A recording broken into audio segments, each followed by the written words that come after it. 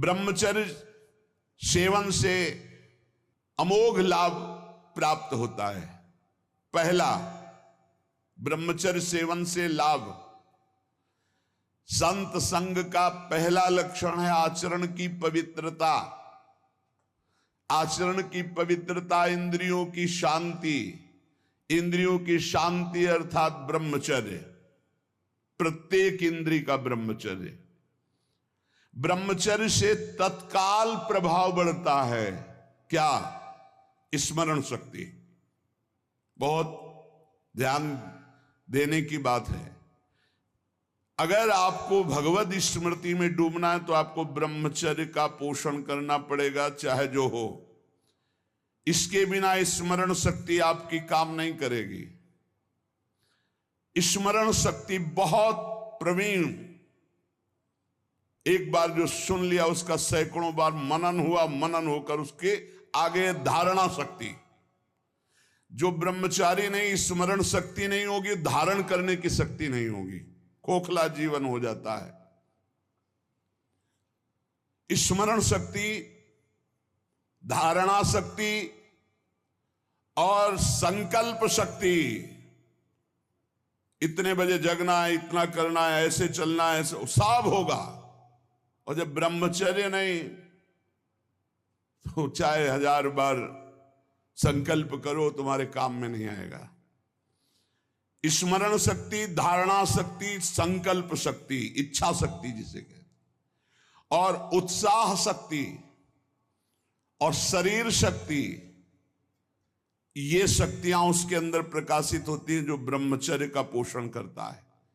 स्मरण, धारण करना, जो संकल्प नियम ले उसका अक्षरशः पालन करना, और उत्साह बना रहना, और शरीर में स्फूर्ति रहना। ब्रह्मचर्य एक विलक्षण महाव्रत है। ब्रह्मचारी का सौंदर्य प्रस्फुटित होता है। एक नूर उसके चेहरे पे झलकता है जो ब्रह्मचर्य को धारण करता है। एक नवीन आकर्षण, बालवत चेहरा, एक आकर्षण होता है भागवती। और जिसका ब्रह्मचर्य पुष्ट होने लगता है उसके शरीर से सुगंध आने लगती है। सुगंध, जो भोगी पुरुष होता पास से निकल जाए तो दुर्गंध निकलेगी, और जो ब्रह्मचारी होगा तो उसके शरीर में सौरभ होगी। ब्रह्मचारी का एक एक रोम तेज से युक्त होने लगता है। चेहरे पर हर समय प्रफुल्लता, मुस्कान, उसका हृदय नंदन वन हो जाता है, आनंदवन। बिना किसी कारण की प्रसन्नता बनी रहती है। शरीर अगर किसी असाध्य रोग से युक्त है तो भी उसके विचार कभी रोगी नहीं हो सकते, विचार स्वस्थ रहता है। और जो ब्रह्मचर्य नष्ट करता है, स्मरण शक्ति नष्ट, धारणा शक्ति नष्ट, इच्छा शक्ति नष्ट, उत्साह नष्ट, शरीर शक्ति नष्ट, सिकुड़ा हुआ मुंह, खिन्न मुंह, देखने से ही लगेगा पता नहीं कितना बोझा लादे हुए बैठा है दिमाग में। पथ्यास्यायी व्यायामी स्त्रीस्तु जितात्मा नरो न रोगी स्यात्। रोगी कौन नहीं है? बोले जो सदैव पथ्य का भोजन करता है और मित भोजन, हित और मित, शरीर के अनुकूल, साधना के अनुकूल और थोड़ा भोजन करता है, पथ्यास्यायी। दूसरा व्यायामी, रोज सत्संग में घुमा घुमा करके, चाहे आप 15-20 मिनट ही करें, व्यायाम करें। 2-3 किलोमीटर आप दौड़ो, चलो बाहर दौड़ने के लिए, नहीं तो ऐसे यंत्र चल गए, ट्रेडमिल, ऐसे यंत्र चले हैं, उसी में दौड़ लो। नहीं ट्रेडमिल तो दौड़ लगाओ। शरीर को एक बार पसीना पसीना करो, थोड़ी सी बैठक, थोड़ी सी डर, थोड़ा व्यायाम करो। ये साधना के लिए, भगवत प्राप्ति के लिए कह रहे हैं, कोई कुश्ती लड़ने के लिए नहीं कह रहे। ये जरूरी है। पथ्यास्यायी पथ्य का भोजन, मित भोजन करने वाला और व्यायामी, और स्त्रीषु जितात्मा। स्त्री शरीर है तो पुरुष की तरफ नहीं, पुरुष शरीर तो स्त्री की तरफ नहीं। जितात्मा, आकर्षित ना होना। नरो न रोगी स्यात्, उसे रोगी नहीं कहते, भले वह साध्य रोग से ग्रसित हो। और अगर ये नहीं है तो वो रोगी ही है। आज नहीं तो कल पता चल जाएगा कि वो रोगी है। साधना करने वालों के लिए इंद्रियों को पावन करना, इंद्रियों को संयम में रखना बहुत आवश्यक है। मन के गुलाम, इंद्रियों के गुलाम, स्वेच्छाचारी भोगों की दुर्दशा में पड़ा हुआ मनुष्य है आज।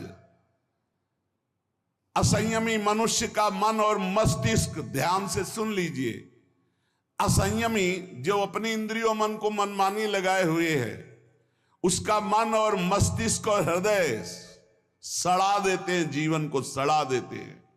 मन और इंद्रियों को संयम में रखकर भगवत चरणारविंद से नहीं जोड़ोगे, सड़ा देंगे तुम्हें। तुम्हारे अंदर ही इतनी सोच गलत कर देंगे, जलोगे। जो ब्रह्मचर्यहीन है, मनमानी आचरण करता है, ध्यान से सुनो। पहला लक्षण अशांत, दूसरा कहीं मन न लगना, अस्थिर चित्त, तीसरा अस्वस्थ, चौथा मलिन स्वभाव, हीन स्वभाव। किसी भी कार्य को कह दो सबसे पहले ना। उत्साहहीन, हर कार्य के लिए बोझा मानना, ना कर देना। सदा के लिए भय का डेरा पड़ जाना अंदर। ये देखो शास्त्र है, ये महापुरुषों के द्वारा लिखा हुआ, जिन्होंने अनुभव किया सबके मनों में अपने मन को मिलाकर। इंद्रियों का जो असंयम है वो हर तरह से मनुष्य को नष्ट कर देता है।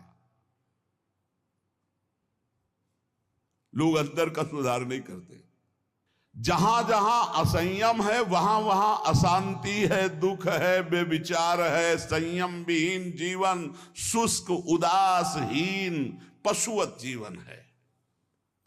पूर्ण ब्रह्मचर्य तो देश का, समाज का, आत्मा का, सबका परम लाभ, अपना परम लाभ। चाहे गृहस्थ हो चाहे विरक्त, जरूरी है अपनी शक्ति को नष्ट करना, आवश्यकता के अनुसार धर्मयुक्त प्रयोग तो ठीक है। हम तो प्रणाम करते हैं उन गृहस्थों को जो गृहस्थ होते हुए ब्रह्मचर्य का नियम वृंदावन में लिए हुए और दूर दूर जग देशों में रहते हैं और ब्रह्मचर्य का नियम लिए हुए।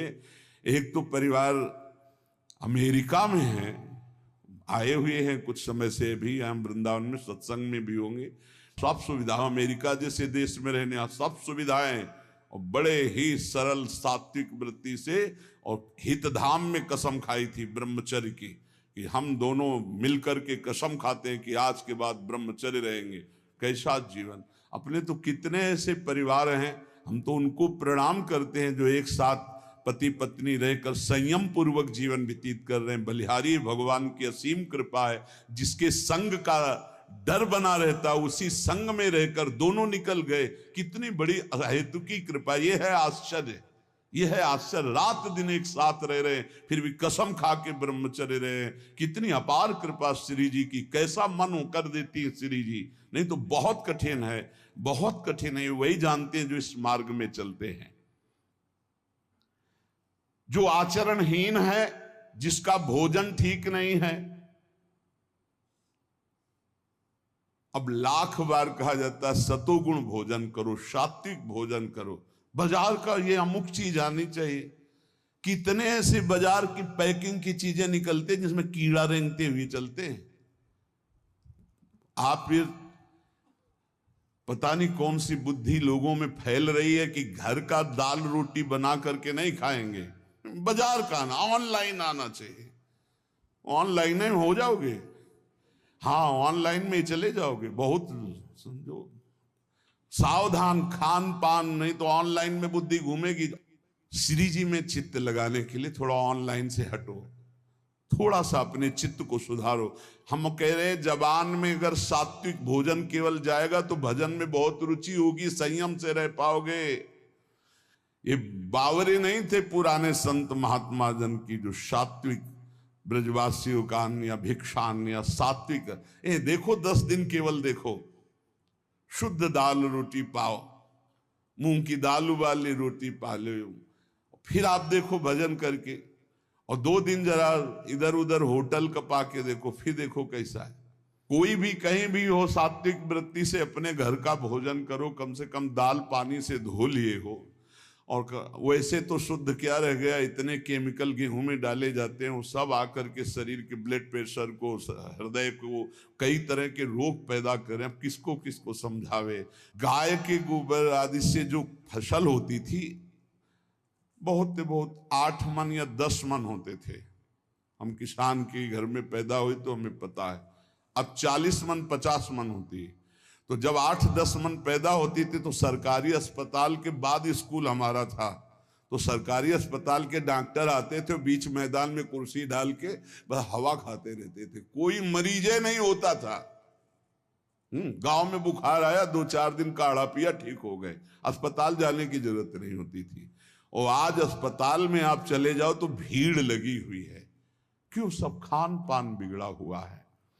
तो जो ब्रह्मचर्य पालन करता है, रोग से लड़ने की सामर्थ्य आती है, शोक स्पर्श नहीं कर सकता, मोह पर विचार करने की सामर्थ्य आती, प्रमाद स्थिति नहीं रहती, अकर्मण्यता नहीं रहती, अकाल मृत्यु नहीं होती, ब्रह्मचारी कभी विचारों से दरिद्र नहीं होता है, चिंता नहीं होती, उसके हिंसात्मक वृत्ति नहीं होती, द्वेष नहीं होता, ईर्ष्या नहीं होती, अशांति नहीं होती। ब्रह्मचर्य समस्त दोषों का नाश कर देता है।